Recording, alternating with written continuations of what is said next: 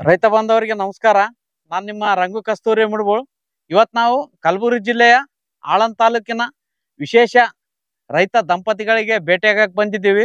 ಇವರು ಸಂಪೂರ್ಣ ಸಾವಯವ ಕೃಷಿಯಲ್ಲಿ ಹಲವಾರು ಬೆಳೆಗಳನ್ನು ಬೆಳೆದು ಆದಾಯನ ಪಡಿತಾ ಇದ್ದಾರೆ.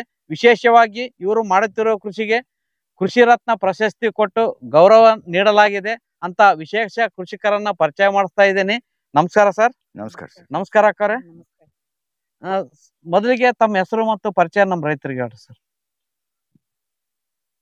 ನಾನು ಸರ್ ಕಾಶಿನಾಥ್ ಶಾಂತಪ್ಪ ಜಂಗಟಿ ಫ್ರಮ್ ಕಡಗಂಚಿ ತಾಲೂಕು ಆಳಂದ್ ಜಿಲ್ಲಾ ಕಲಬುರಗಿ. ಸರ್ ಟೋಟಲ್ ಆಗಿ ನಿಮ್ದು ಎಷ್ಟು ಎಕರೆ ಹೊಲ ಸರ್? 5 ಎಕರೆ ಸರ್. 5 ಎಕರೆ. 5 ಎಕರೆದಲ್ಲಿ ಏನೇನು ಬೆಳೆಗಳು ಬೆಳಿತೀರಿ ಸರ್ ನೀವು?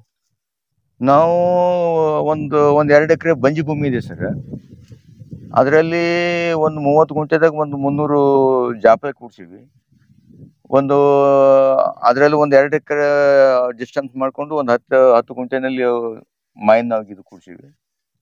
ಈ ಮಿಶ್ರ ಬೆಳೆನಾಗಿನೇ ಅದರಲ್ಲೇನೆ ಇವು ದೀರ್ಘಾವಧಿ ಬೆಳೆ ಅಂದ್ಬಿಟ್ಟು ಶ್ರೀಗಂಧವು 400 ಕೂಡ್ಸಿವ್ರಿ. ಆಮೇಲೆ ಕಬ್ಬಿದೆ, ಬಾಳಿ ಇದೆ, ಹೈನುಗಾರಿಕೆ ಇದೆ. ಆಮೇಲೆ ನಾವು ಕೋಳಿ ಸಾಕಿದೀವಿ, ಬಟ್ ಎಲ್ಲ ಬೆಕ್ಕಿಂದು ಹೋಗ್ಬಿಡ್ತು. ಅದ್ರದ್ದು ಒಂದ್ ಸ್ವಲ್ಪ ಆದಾಯ ಕಡಿಮೆ ಆಯ್ತು ಸರ್. ಅದ್ರ ಮತ್ತ ವರ್ಷಕ್ಕಿಲ್ಲ ಅಂತಂದ್ರೆ 7,000 ಬರ್ತಿತ್ತು. ಅದ್ರ ಆದಾಯ ಕಡಿಮೆ ಆಯ್ತು. ಇಲ್ಲಿ ಈಗ ಈ ರೀತಿ ನಾವು ಪ್ರತಿಯೊಂದು ಬೆಳೆನೂ ಮಾಡ್ತೀವಿ. ಕಬ್ಬು ಮಾಡ್ತೀವಿ, ಜೋಳ ಮಾಡ್ತೀವಿ, ಗೋಧಿ ಮಾಡ್ತೀವಿ, ಇದ್ದಷ್ಟೇನೆ. ಸರ್ ವಿಶೇಷವಾಗಿ ಸಾವಯವ ಕೃಷಿ ಮಾಡ್ಬೇಕಂದ್ರೆ ಗೊಬ್ಬರದಾಗ್ಲಿ ಔಷಧಿಗಳು ತಯಾರು ಮಾಡ್ಕೋದಾಗ್ಲಿ ಸ್ವಂತನೇ ಮಾಡ್ಬೇಕಾಗ್ತದೆ. ಅದಕ್ಕೆಲ್ಲ ಏನೇನ್ ತಯಾರು ಮಾಡ್ಕೊಂಡ್ರಿ ಸರ್ ನೀವು? ಸರ್ ಈಗ ನಾವು ತಿಪ್ಪಿ ಗುಂಡಿ ಹೊಡಿದ್ವಿ ಸರ್ ಗಾಡಿಯಲ್ಲಿ ಎದುರುಗಡೆ. ಅದರಲ್ಲಿ ನೇರವಾಗಿ ಇವೇನು ದನಗೋದೆಲ್ಲ ಸಗಣಿ ಆಗ್ಲಿ, ಇವು ತೊಗರಿ ಹೊಟ್ಟಾಗ್ಲಿ, ಈಗ ಆಮೇಲೆ ಈ ಜೋಳದ ಕಳಿಕೆ ಆಗ್ಲಿ ಏನಿದೆ ಅದ್ರ ಹಾಕಿ ಅದರಲ್ಲಿ ಯಥ ಪ್ರಕಾರ ಏನಪ್ಪಾ ಅಂತಂದ್ರ ಹೆಂಡಿ ಇದು ಸಗಣಿಯಲ್ಲೂ ಕೂಡ ಏನಿದು ಇರ್ತದ, ಗ್ರೋತ್ ಪ್ರಮೋಟ್ ಇರ್ತದ. ಅದ್ರ ಜೊತೆ ನಾವು ಸಿಂಪಡಣೆ ಮಾಡಿ ಇದು ಮಾಡ್ತೀವ್ರಿ, ಗೋಮೂತ್ರ ಹಿಂಗ್ ಮೇಲೆ ಸಿಂಪಡಣೆ ನೀರ್ ಹಾಕಿ ಅಲ್ಲೇ ಕೊಳಿಸ್ತೀವಿ. ಕೊಳಿಸಿ ಅವು ನಾವು ಯಥಾ ಪ್ರಕಾರ ಅಂತಂದ್ರೆ ಬಾಳಿ ಬಡ್ಡಿಗೆ ಕಟ್ತೀವಿ. ತದನಂತರ ಈಗ ಜೀವಾಮೃತ ಮಾಡ್ತೀವಿ. ಜೀವಾಮೃತ ಜೊತೆನೆ ಮತ್ತೆ ಮೇಲೆ ನಾವು ಈಗ ಹೊಸ ಒಂದು ತಳಿ ನಾವೇ ಸ್ವಂತ ಕಂಡು ಹಿಡಿದೀವಿ. ಅದು ಏನಪ್ಪಾ ಅಂತಂದ್ರೆ ಈ ತೊಗರಿ ಏನ್ ವೇಸ್ಟ್ ದನಗಳು ತಿನ್ಸಿ ಹಂಗ ಹಾಳು ಮಾಡ್ತಾರಲ್ರಿ, ಅಲ್ಲ ದನಗಳು ತಿನ್ಸೋದು ಒಳ್ಳೇದೇ. ಬಟ್ ಅದರಿಂದ ನಾವು ಕಂಡ್ಕೋದಂತಂದ್ರೆ ಒಳ್ಳೆ ಈ ತೊಗರಿ ಹೊಟ್ಟಿನಿಂದ ದ್ರಾವಣ ಕಂಡು ಹಿಡಿದೀವಿ.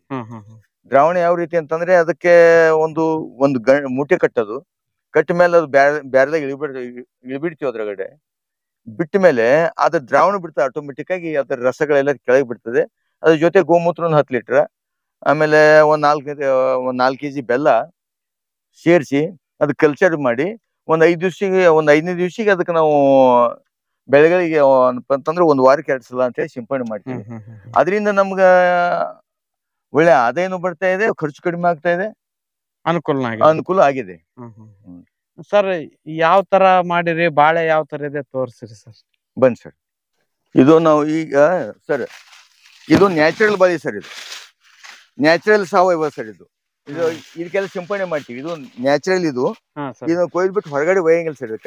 ಇದಕ್ಕೆ ನಾವು ಮಾಡಿರ್ತಕ್ಕಂಥ ಏನ್ ಕಲ್ಚರ್ ಇದೆ ಅದನ್ನ ಇದು ಸಿಂಪಡಣೆ ಮಾಡಿದ್ರೆ ಆಟೋಮೆಟಿಕ್ ಆಗಿ ಇದು ಕೊಳೆ ಆಗ್ತದೆ, ಇಲ್ಲೇ ಗೊಬ್ಬರ ಆಗ್ತದೆ. ಅದರಿಂದ ಸಾವಯವ ಉತ್ಪನ್ನ ಆಗ್ತದೆ ಅಂತ ಹೇಳಿ ನಮ್ಮ ಅನಿಸಿಕೆ. ಗೊನೆನು ತುಂಬಾ ಚಂದ ಬಂದವ ಸರ್. ಸರ್ ಈ ರೀತಿ ಕೊನೆ ಬಿಟ್ಟಿದೆ ಸರ್. ಇದು ಒಂದೊಂದು ಗೊನೆ ಎಷ್ಟು ಕೆಜಿ ಬರ್ಬೋದು ಸರ್? 25-30 kg ತನಕ ಬರ್ತದೆ ಸರ್. 25 kg ಸರಾಸರಿ, 30 kg ತನಕ. ಇದು ಎಷ್ಟನೇ ವರ್ಷದ ಬಾಳೆ? ಇದು 3ನೇ ವರ್ಷ ಬೆಳೆ ಸರ್. ಇದು 3ನೇ ವರ್ಷ ಬೆಳೆ. ಮುಖ್ಯವಾಗಿ ಬಾಳಿ ನಾಟ ಮಾಡ್ಬೇಕಾದ್ರೆ ಭೂಮಿ ತಯಾರಿ ಯಾವ ತರ ಮಾಡ್ಕೊಂಡ್ರಿ? ಇದೇ ಸರ್, ನಾವ್ ಏನ್ ಮಾಡ್ತೀವಿ, ಈ ತೊಗರಿ ಕಟ್ಟಿಗೆ ಸರ್. ಈ ತೊಗರಿ ಕಟ್ಟಿಗೆ ಅವೆಲ್ಲ ಈಗ ಇಂಥವೆಲ್ಲ ಸೇರಿಸಿ ಗುಂಡಿ ತೋಡಿ ಅದ್ರ ಹಾಕಿ ನಾಟಿ ಮಾಡ್ತೀವಿ. ಅದಾದ್ಮೇಲೆ ಏನೇನ್ ಪೋಷಣೆ ಮಾಡ್ರಿ ಸರ್? ಅದ್ ಪೋಷಣೆ ಮಾಡ್ತಕ್ಕಂಥ ಸರ್ ಹೆಚ್ಚಿನ ನಾವು ರಾಸಾಯನಿಕ ಯೂಸ್ ಮಾಡ್ತಕ್ಕಂಥದ್ದಿಲ್ಲ. ಇದಕ್ಕೆ 1-1.5 ತಿಂಗಳಾಯ್ತಂದ್ರೆ ಸ್ಪ್ರೇ ಮಾಡ್ತೀವಿ. ಬಡ್ಡಿನಲ್ಲಿ ಅದು ಗಂಜಲು ಹಾಕ್ತಿವಿ ನೇರವಾಗಿ. ಒಂದೊಂದು ಅರ್ಧ ಲೀಟರ್ ಅಂತ ತೆಗೆಸಿ ಗಂಜಲು ಹಾಕೋತ ಹೋಗ್ತೀವಿ. ಆಮೇಲೆ ಡ್ರಿಪ್ ಅಂತೂ ಇರ್ತದೆ, ಕಂಟಿನ್ಯೂ ಮಾಡ್ಕೋತ ಹೋಗ್ತೀವಿ. ಇದು ನಾವು 3 ವರ್ಷದಿಂದ ನಾವೇನ್ ಡ್ರಿಪ್ ಮಾಡಿರ್ಲಿಲ್ಲ. ಇದು ಏನಪ್ಪಾ ಅಂತಂದ್ರ ಜಂಗಲ್ ನೀರ್ ಅಂತ ಹೇಳಿ ಹಂಗೆ ಬಿಟ್ಟು ಹಂಗೆ ಮಾಡಿದೀವಿ. ಆಮೇಲೆ ಮುಂದಿನ ಪಡ ಏನಪ್ಪಾ ಅಂತಂದ್ರೆ ಕಂಟಿನ್ಯೂಸ್ ನಾವು. ಯಾವ ವೆರೈಟಿ ಬಾಳೆ ಸರ್ ಇದು? ಇದು G9 ಸರ್. G9 sir. ಮುಖ್ಯವಾಗಿ ಇದ್ರಲ್ಲಿ ಏನೇನ್ ರೋಗಗಳು ಬರ್ತಾವ್ರಿ? ಇದ್ರಾಗ ಏನ್ ಸರ್ ಇದು ಒಂದು ಏನು ತುಕ್ ರೋಗ ಅಂತ ಬರ್ತದೆ ಸರ್. ಹ್ಮ್. ಆ ತುಕ್ ರೋಗ ಬಂತಂದ್ರೆ ನಾವು ಕಟ್ ಮಾಡಿ ಹೊರಗೆ ತೆಗಿತೇವೆ ಸರ್, ಇಡಂಗಿಲ್ಲ. ಈ ಬೆಳಿಗ್ಗೆ ಹಿಂಗ ಈಗಂತ ಕಲ್ಲಿಗಳು ಬಂತು ಮಾಡಿದ್ರೆ ಅದು ತೆಗಿ ನೇರವಾಗಿ ಹೊರಗೆ ಹಾಕ್ತಿವ್ರಿ, ಅದು ಇಡಂಗಿಲ್ಲ. ಯಾಕಂದ್ರೆ ಅದರಿಂದ ಮತ್ತೆ ಇನ್ನೊಂದು ರೋಗ ಬೆಳೆಗೆ ಹೆಚ್ಚಿಗೆ ಬರ್ತದೆ. ಆಗ್ತದೆ. ಅದನ್ನ ಬಿಟ್ರೆ ಸರ್ ಅದನ್ನ ಬಿಟ್ರೆ ಅಂತ ಏನು ವಿಶೇಷ ಇದಕ್ಕ ರೋಗ ಇರಲ್ಲ, ಯಾವ ರೋಗ ಬಂದಿಲ್ರಿ? ಅಂತ ರೋಗ ಏನ್ ಇರಲ್ಲ ಸರ್. ಏನೇನು ಉಪಚಾರ ಮಾಡ್ತೀರಿ ಸರ್ ಇದಕ್ಕೆ? ಬೆಳವಣಿಗೆ ಹಂತದಲ್ಲಿ ಆಸ್ ಇಟ್ ಈಸ್ ನಾವು ಮಾಡ್ತಕ್ಕಂಥ ಇದೆ ಸಾವಯವ ಪದ್ಧತಿ ಮೇಲೆ ಮಾಡ್ತೀವಿ. ಕೊಟ್ಟಿಗೆ ಗೊಬ್ಬರ, ಜೀವಾಮೃತ ಇದನ್ನ ನಾವು ಕಂಟಿನ್ಯೂ ಜೀವಾಮೃತ ಮಾಡ್ತೀವ್ರಿ. ಈಗ ನಾವು ಸ್ಪೆಷಲ್ ಈಗ ಮಾಡಿದೇವಲ್ಲ ಈಗ ತೊಗರಿ ಹೊಟ್ಟಿಂದು ದ್ರಾವಣ. ತೊಗರಿ ಹೊಟ್ಟಿನ ದ್ರಾವಣ, ಅದಕ್ಕೆ ನಾವೇನು ಹೆಸರು ಕೊಟ್ಟಿಲ್ಲ, ನಾವು ನಾವೇ ತಯಾರು ಮಾಡಿದೀವಿ. ಹೆಸರು ಕೊಡ್ಬೇಕಾದ್ರೆ ನನಗೇನು ಅಷ್ಟು ಇದು ಆಗಿಲ್ಲ, ಅದಕ್ಕೆ ಅದ್ರ ದ್ರಾವಣ ಸಿಂಪಡಣೆ ಮಾಡ್ತೀವಿ. ಇದಕ್ ಬಿಟ್ರೆ ನಾವ್ ಹೆಚ್ಚಿನ ಏನು ನ್ಯಾಚುರಲ್ ಆಗೇ ಬಂದದ. ನ್ಯಾಚುರಲ್ ಬೆಳೆ ನೋಡ್ರಿ ಅಲ್ಲ, ಇದೆಲ್ಲ ಈ ತಿಪ್ಪಿ ಇದ್ದಂಗಿದೆ ನೋಡ್ರಿ, ಕಾಣಿಸ್ತಾ ಇದೆ. ಇದೇ ರೀತಿ ನ್ಯಾಚುರಲ್ ತುಂಬಾ ಚೆನ್ನಾಗಿ ಬಂದದ ಸರ್. ಸರ್ ಇದು ಐದನೇ ತಿಂಗಳ ಬೆಳೆ ರೀ. ಇದಕ್ಕೆ ಯಾವ ತರ ಸಾಲ್ ನಂತರ ಯಾವ ತರ ಇಟ್ಕೊಂಡ್ರಿ? ಸಾಲು 5 ರಿಂದ 5 ಇಟ್ಕೊಂಡ್ವಿ ಸರ್. ಗಿಡದಿಂದ ಗಿಡಕ್ಕ ಇದು, ಸಾಲಿನ ಸಾಲಿಗೆ ಇದು ಜೀನನ್ ವೆರೈಟಿ ಏನ್ರಿ? ಜೀನೇನ್ ಸರ್. 5 ತಿಂಗಳದಾಗೆ ಈ ಟೈಪ್ ಬಂದದ್ರಿ? ಹಾ ಸರ್ ಬಂದದ್ ಸರ್. ಒಳಗಡೆ ದಂಡಿ ನಿಂತೀವಿ, ಒಳಗಡೆ ಹೋದ್ರೆ ನೋಡ್ರಿ ಚೆನ್ನಾಗಿ ಕಾಣುತ್ತೆ. ಇದಕ್ಕೆಲ್ಲ ಗೊಬ್ಬರ ಔಷಧಿ ಯಾವ ತರ ಸರ್? ಸರ್ ಏನಿಲ್ಲ, ಇದೆ ಜೀವಾಮೃತ, ಸಾವಯವ ಗೊಬ್ಬರ, ಮತ್ತೆ ಆಮೇಲೆ ತಿಪ್ಪಿ ಗೊಬ್ಬರ ಇದನ್ನೇ ಕೊಟ್ಟಿದೆ. ತುಂಬಾ ಚೆನ್ನಾಗಿ ಬಂದದ ಸರ್. ಸರ್ ಇದ್ರಲ್ಲಿ ಈಗ ಏನು ಸ್ವಲ್ಪ ಹಂದಿ ಬಂದು ಹಾಳು ಮಾಡಿದ್ದಾರೆ ಗಿಡಗಳು. ಹಂದಿ ಬಂದು ಹಾಳು ಮಾಡಿದ್ಮೇಲೆ, ಹಂದಿ ಮತ್ತೆ ಆಮೇಲೆ ಏದ್ಗ ಬಂದು ಹಾಳು ಮಾಡಿದ್ಮೇಲೆ ಇದಕ್ ಸುಮ್ನೆ ಯಾಕೆ ಬಿಡ್ಬೇಕಂತ ಹೇಳಿ ಇದಿಷ್ಟು ಉಳ್ಳಿಗಡ್ಡಿ ಆಮೇಲೆ ಬೆಳ್ಳುಳ್ಳಿ ಇಟ್ಟು ಮನಿಗೋಸ್ಕರ ಅಂತ ಇದಿಷ್ಟು ಮಾಡ್ಕೊಂಡಿವಿ ಸರ್. ಬೆಳ್ಳುಳ್ಳಿನ ಹಾಕೊಂಡಿರಿ? ಹ್ಞೂ ಸರ್, ಬೆಳ್ಳುಳ್ಳಿ ಇದೆ ಸರ್ ಇಲ್ಲಿ. ಚಲೋ ಬಂದದ್ರಿ. ಹ್ಞೂ ಸರ್. ಇದಕ್ಕೆ ಯಾವ ರಾಸಾಯನಿಕ ಅಂತ ಇಲ್ವೇ ಇಲ್ಲ ಸರ್. ಏನು ಇಲ್ಲ ಸರ್, ಇದ್ರಾಗ ನಾವು ನ್ಯಾಚುರಲ್ ಆಗಿ ಬೆಳೆದಿವಿ ಸರ್. ಈ ರೀತಿ ನ್ಯಾಚುರಲ್ ಆಗಿ ಈ ಟೈಪ್ ಬಂದವ್ರಿ. ಹ್ಞೂ ಸರ್. ಬೆಳ್ಳುಳ್ಳಿ ಸರ್, ಇದ್ರ ಜೊತೆ ಇದಿಷ್ಟು ಬೆಳ್ಳುಳ್ಳಿ ಮಾಡ್ಕೊಂಡಿವಿ. ಇದು ಬೆಳ್ಳುಳ್ಳಿ ಏನ್ ಸರ್? ಹ್ಞೂ ಸರ್, ಬೆಳ್ಳುಳ್ಳಿ. ಗಡ್ಡಿ ಬಿಡ್ಲಾಕತ್ತಿದ್ರಿ? ಗಡ್ಡಿ ಬಿಡ್ಲಾಕತ್ತದ ಸರ್, ಸಣ್ಣ ಸಣ್ಣ ಗಡ್ಡಿ ಬಂದವ್ರಿ. ಎಷ್ಟ್ ದಿನದ ಆದ್ರಿ ಇದು? ಇದು 2.5 ತಿಂಗಳಾಯ್ತು ಸರ್. 2.5 ತಿಂಗಳಾಯ್ತು ಸರ್. ಮನಿ ಪೂರ್ತಕ್ಕೆ ಎಲ್ಲ ತರಕಾರಿನ ಹಾಕಂತೀರಿ? ಹ್ಞೂ ಸರ್, ಮನಿ ಪೂರ್ತಕ್ ಮಾಡಿದ್ರೆ ಮತ್ತೆ ಖರೀದಿ ಆಗ್ತಿರ್ಬೇಕು ಸರ್. ಇವತ್ತಿದು 80 ರೂಪಾಯಿ ಪಾವ್ ಕೆಜಿ ಇದೆ ಸರ್ ಬೆಳ್ಳುಳ್ಳಿ. ಬೆಳ್ಳುಳ್ಳಿ 80 ರೂಪಾಯಿ ಪಾವ್ ಕೆಜಿ ಇದೆ. ಹೀಗಾಗಿ ಮನೆಗೆ ಎಷ್ಟು ಬೇಕೋ ಅಷ್ಟು ಮಾಡ್ಕೋದು ಸರ್. ಗೋಧಿ ಎಷ್ಟ ಸರ್? ಸರ್ ಇದು ಒಂದು 15-20 ಗುಂಟೆ ಆಗ್ತದೆ ಸರ್ ಅಷ್ಟೇ. ಹ್ಞೂ ಸರ್. ಯಾವ ವೆರೈಟಿ ಆದ್ರಿ ಇದು? ಸರ್ ಮೈಕೋದ್ರಿ ಸರ್. ಮೈಕೋರಿ. ನಡು ಮೆಕ್ಕೆಜೋಳನ ಹಾಕೊಂಡ್ರಿ? ಹ್ಞೂ ಸರ್. ಇದನ್ನ ಎಲ್ಲಾ ಸಾವಯವದಾಗೆ ಬೆಳಿತೀರಿ? ಹ್ಞೂ ಸರ್, ಸ್ಪ್ರೇ ಸಿಂಪಡಣೆ ಮಾಡ್ತೀವಲ್ರಿ ಕಂಪಲ್ಸರಿ. ಇದು ಎಷ್ಟ್ ತಿಂಗಳು ಆಗ್ಯದ್ರಿ ಈಗ ನಾಟಿ ಮಾಡಿ?